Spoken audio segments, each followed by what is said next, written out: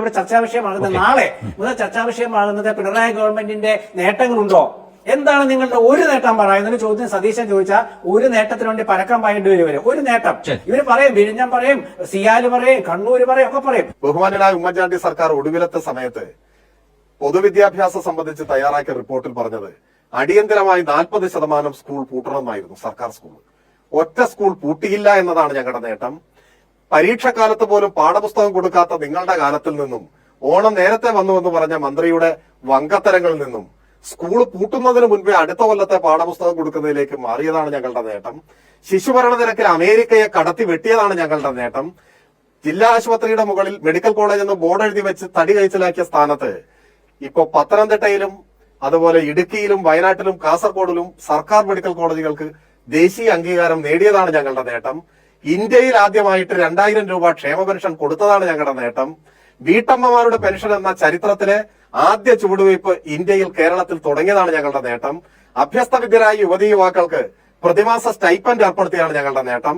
ഇന്ത്യയിലെ എല്ലാ സംസ്ഥാനങ്ങളിലും നിയമന നിരോധന ഉത്തരവിറക്കി PSC വഴിയുള്ള നിയമനങ്ങൾ മരവിപ്പിച്ചപ്പോ കഴിഞ്ഞ 10 കൊല്ലം കൊണ്ട് 3 ലക്ഷം ചെറുപ്പക്കാരെ സർക്കാർ ഉദ്യോഗസ്ഥരാക്കി മാറ്റിയതാണ് ഞങ്ങളുടെ നേട്ടം. 4 ലക്ഷം പേർക്ക് പട്ടയം കൊടുത്താണ് ഞങ്ങളുടെ നേട്ടം. 5 ലക്ഷം കുടുംബങ്ങൾക്ക് വീട് നൽകിയതാണ് ഞങ്ങളുടെ നേട്ടം. നിങ്ങൾ പകുതി വഴിയിൽ വെച്ച് അവസാനിപ്പിച്ച് അസാധ്യം എന്ന് ഫയലിൽ എഴുതി വെച്ച ഗെയിൽ പൈപ്പ് ലൈൻ പൂർത്തിയാക്കിയതാണ് ഞങ്ങളുടെ നേട്ടം. നിങ്ങൾ പകുതി വഴിയിൽ അവസാനിപ്പിച്ച് അസാധ്യമെന്ന് തീർപ്പ് കൽപ്പിച്ച കൊച്ചി ഇടമൺ പവർ ഹൈവേ പൂർത്തിയാക്കി പവർ കട്ടും ലോഡ് ഷെഡിങ്ങും ഇല്ലാത്ത 10 കൊല്ലം സമ്മാനിച്ചതാണ് ഞങ്ങളുടെ നേട്ടം.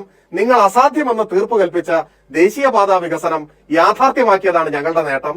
ഇന്ത്യയിലെ ആദ്യത്തെ ഡിജിറ്റൽ യൂണിവേഴ്സിറ്റി തിരുവനന്തപുരത്ത് സ്ഥാപിച്ചതാണ് ഞങ്ങളുടെ നേട്ടം.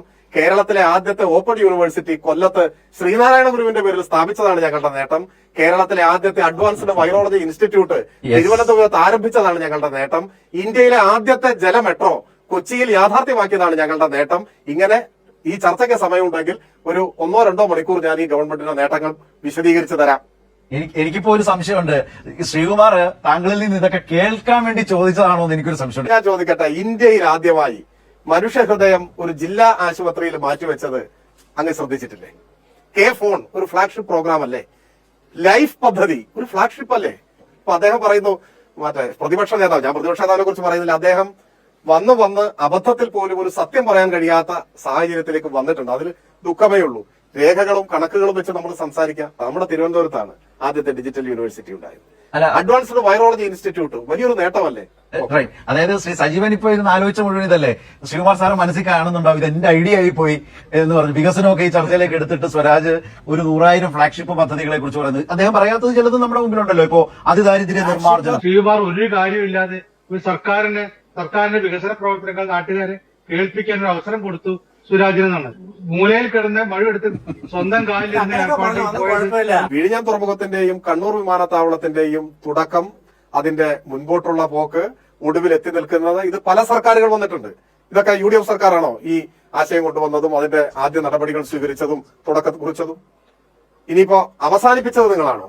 തുടർച്ചയായി 2 ടൈം ഭരിക്കാൻ കഴിഞ്ഞുകൊണ്ടാവാം ഒട്ടേറെ കാര്യങ്ങൾ ഈ ഗവൺമെന്റിന് തന്നെ ആവിഷ്കരിക്കാനും നടപ്പാക്കാനും സാധിച്ചു. അതിദാരിദ്ര്യം ഇല്ലാതാക്കി എന്തിനാണ് വലിയ നേട്ടങ്ങളെ നമ്മൾ വില കുറയ്ക്കാനും വീഴ്ത്താനും പോകുന്നത്?